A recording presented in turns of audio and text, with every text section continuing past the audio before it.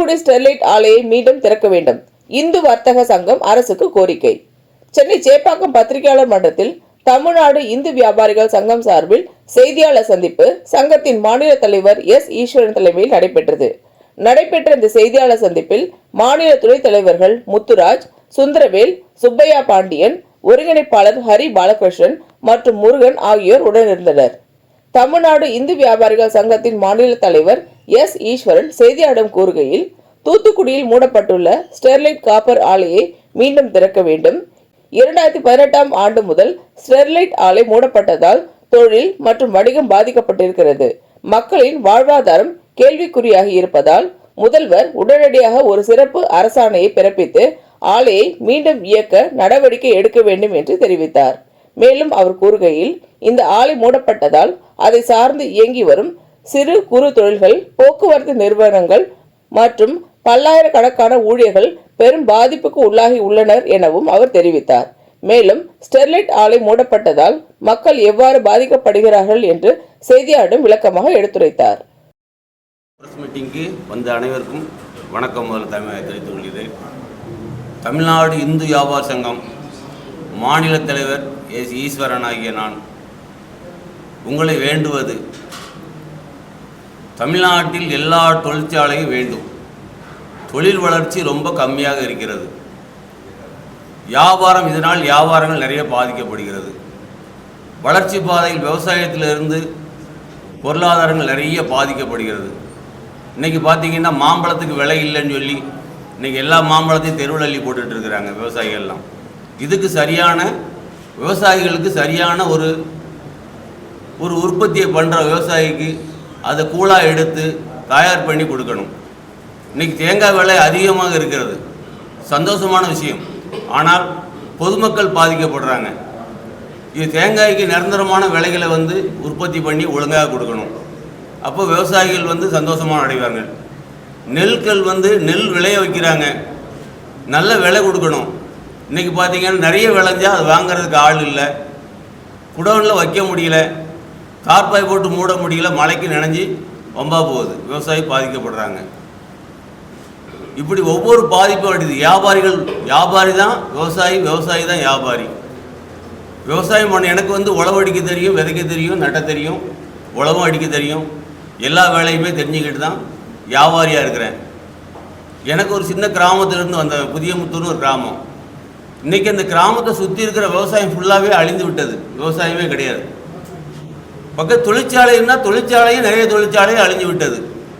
இப்படி ரெண்டுமே மாறி மாறி அழிந்து கொண்டே இருந்தால் மக்கள் படித்துட்டு சும்மா இருக்கிறான். ஏன் பையன் படித்து இப்போ இன்ஜினியராக இருக்கிறான், சிவில் இன்ஜினியர், வேலை கிடைக்கல, வேலை வாய்ப்பு இல்லை, தொழில் பண்ணால் நிறைய நஷ்டமாகுது. கடைசியில் பார்த்தா இங்கே கால் டாக்ஸி ஓட்டிக்கிட்டு இருக்கிறான். வேலை பார்க்க வியாபாரத்தை பண்ண முடியல, வியாபாரத்தில் நிறைய நஷ்டம் ஏற்படுது. அதனால் வியாபாரம் உற்பத்தி நிறைய வேணும், தொழிற்சாலைகள் நிறைய வேணும். உதாரணத்துக்கு ஒரு சின்ன உதாரணத்துக்கு சொல்கிறேன் கேளுங்களேன். 1994 தூத்துக்குடியில் ஒரு ஸ்டெர்லைட் ஆலை ஆரம்பிச்சது. அந்த ஆலையில் உற்பத்தியான பொருட்களை தமிழ்நாடு இந்தியாவுக்கு 40% பங்கு இந்தியாவுக்கு கொடுத்துட்ருக்குறாங்க. 1 கிலோ காப்பர் அன்னைக்கு இன்னும் கொஞ்ச நாளைக்கு முன்னாடியே 1 கிலோ காப்பர் 250 300 ரூபாய்க்கு தான் விற்றுச்சு. இன்றைக்கி அதே காப்பர் 950 1000 ரூபாய்க்கு விற்கிது. வீடு கட்டு தொழிலாளி, விவசாயி எல்லாரும் பாதிக்கப்படுறாங்க.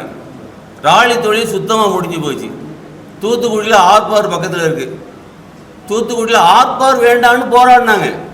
இன்றைக்கி இருக்குது, துறைமுகம் இருக்குது, துறைமுகம் வேண்டான்னு துறைமுகம் வேண்டான்னாங்க.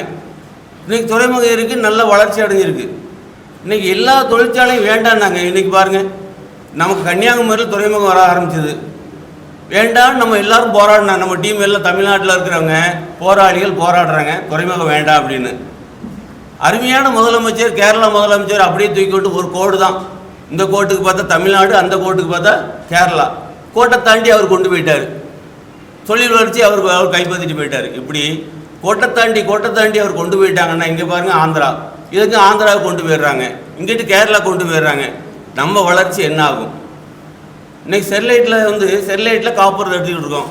இன்றைக்கி கிட்டத்தட்ட ஒரு 5000 10,000 பேர் வேலை பார்த்தாங்க. அங்கே லாரி ஓடுனுச்சு, ஆர்ப்பார துறைமுகத்தை ஏற்றுமதி இறக்குமதி ஏற்பட்டுச்சு. நேரடியாகவும் மறைமுகமாகவும் 1 லட்சம் பேருக்கு மேலே வேலை பார்த்தாங்க. மார்க்கெட்டில், தூத்துக்குடி மார்க்கெட்டில், காவேரி மார்க்கெட்டில் பார்த்தீங்கன்னா ஞாயிற்றுக்கிழமை பார்த்தீங்கன்னா கூட்டம் அலைமோதும். இன்றைக்கி ஆளே இல்லை, புதியமுத்தூரில் ஆள் இல்லை, ஜவுளி தொழில் நலிவடையுது. அப்போ என்ன பண்ணணும்? தொழிற்சாலைகள் அதிகமாக வேணும். தொழிற்சாலை அதிகமாக வந்தால் என்ன பண்ணலான்னா, படித்த இளைஞர்களுக்கெல்லாம் வேலை வாய்ப்பு கிடைக்கும். படிச்சுட்டு இன்றைக்கி டிப்ளமா, சிவில் இன்ஜினியரிங்லாம் படிச்சுட்டு நிறைய படிச்சுட்டு சும்மா இருக்கிறாங்க. தெருவில் இறங்கி வேலை பார்க்க ரெடியாக இருக்கிறாங்க, ஆனால் வேலை இல்லை. கூலி வேலைக்கு போகிறதுக்கு அவங்க தயாராக இல்லை. ஆனால் படித்தவங்க என்ன பண்ணுவாங்க? இந்த மாதிரி கார் ஓட்ட வைக்க, ஒரு கடையில் வேலை பார்க்குற, இந்த மாதிரி சாதாரண வேலைக்கு வந்துட்டாங்க. இவங்களெல்லாம் பாதுகாக்கணும், படித்த பட்டதாரியை பாதுகாக்கணும், உங்கள் பிள்ளைகளையும் நாளைக்கு பாதுகாக்கணும். நீங்கள் இருக்கிற அத்தனை பேரும் படிச்சிருக்கீங்க, உங்கள் பிள்ளைகளையும் பாதுகாக்கணும். அதுக்கு நல்ல தொழிற்சாலைகள் வேணும், எல்லா தொழிற்சாலையும் வேணும்.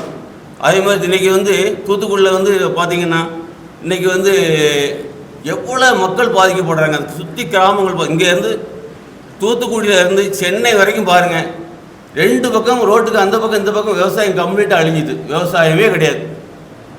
ஒரு 25 வருஷத்துக்கு முன்னாடி பாருங்கள், அவ்வளோ விவசாயம் இருந்தது. அதே மக்கள் தான் இருக்காங்க. அதை விட மக்கள் பல மடங்கு கூட்டிட்டாங்க. விவசாயம் பார்க்க ஆள் இல்லை. நாளைக்கு உணவுக்கு நீங்கள் என்ன பண்ணுவீங்க? அதே மாதிரி வேலைக்கு என்ன பண்ணுவீங்க? எல்லா தொழிற்சாலையும் வேணும்.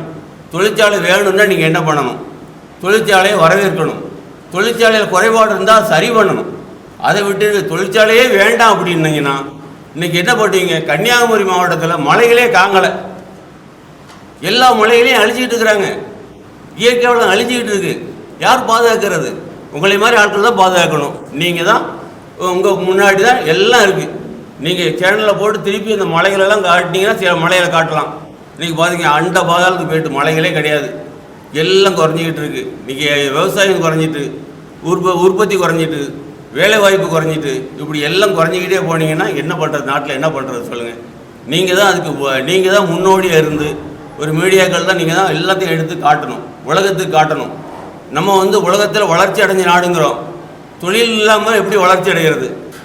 இன்றைக்கி உலகத்தில் நம்ம எல்லாத்தையும் இந்தியாவிலேருந்து ஏற்றுமதி பண்ணிக்கிட்டு இருந்தோம், இன்றைக்கி இறக்குமதி பண்ணிக்கிட்டு இருக்கிறோம். காப்பர் இறக்குமதி பண்ணிக்கிட்டு இருக்கோம். இது சரிதானே? நம்ம 40% நம்ம உள்நாட்டில், இந்த கார்போர் உள்நாட்டில் இருந்துச்சு. இன்றைக்கி பார்த்திங்கன்னா சீனாவிலேருந்து இறக்குமதி பண்ணுறோம். இது வெளிநாட்டில் இருந்து சதிகள் பண்ணுறத பார்த்திங்கன்னா, 8 வழிச்சாலைன்னா வேண்டாம், கூட்டங்குளம்னா வேண்டாம், துறைமுகம்னா வேண்டாம், ஸ்டெர்லைட்னா வேண்டாம், இப்படி எல்லா தொழிற்சாலையும் வேண்டாம்னா நாம் எப்படி வளர்றது? வேண்டாங்கிறத விட்டுட்டு எல்லாம் வேணும், ஆனால் அது சரி பண்ணணும். என்ன குறைபாடு இருக்குது தொழிற்சாலையில்? என்ன குறைபாடு இருக்குது அதை பார்க்கணும். குறைபாடு இருக்கா? நிச்சயமாக குறைபாடு இருந்தால் சரி பண்ணணும். குறைபாடு இல்லையா, அவனை ஊக்குவிக்கணும், மானியம் கொடுக்கணும், மற்றவங்களுக்கு வேலை கொடுக்கணும். இப்படி வேலைகளை உற்பத்தியும் மானியத்தையும் கொடுத்து நம்ம வளர வைக்காத வரைக்கும் நம்ம தொழிற்சாலைகள் எல்லாம் அழியும். நம்ம பின்னாடி இருக்கிறவங்கெல்லாம் ரொம்ப கஷ்டப்படுவாங்க. அவங்க முன்னாடி வரணுன்னா தொழிற்சாலைகள் வேணும், விவசாயம் வேணும், எல்லாம் அரசாங்கம் நமக்கு முழு ஒத்துழைப்பு கொடுக்கணும். அரசாங்கத்துக்கு நாம் முழு ஒத்துழைப்பு கொடுக்கணும். இந்த ரெண்டும் சேர்ந்த மக்களும் அரசாங்கமும் ஒன்று தான். அரசாங்கமும் ஒன்று தான், மக்கள் ஒன்று தான். மக்களுக்காக தான் அரசாங்கம், அரசாங்காக மக்கள். இந்த ரெண்டையும் ஒன்றுக்கு ஒன்று பின்னி பிணைந்தது தானே தவிர வேறு எதுவும் கிடையாது. ஆனால் காலத்தின் கட்டாயம், தொழிற்சாலை வந்தே ஆக வேண்டும், தொழிற்சாலை திறந்தே ஆகணும், எல்லா தொழிற்சாலையும் ஓடணும். இதை நான் ரொம்ப ஆதரிக்கிறேன். தொழிற்சாலைகளை பூரா நான் ஆதரிக்கிறேன், ஸ்டெர்லைட் ஆலையும் ஆதரிக்கிறேன். இன்றைக்கி உங்களுக்கே தெரியும், துறைமுகம் போயிட்டு இருப்போம்.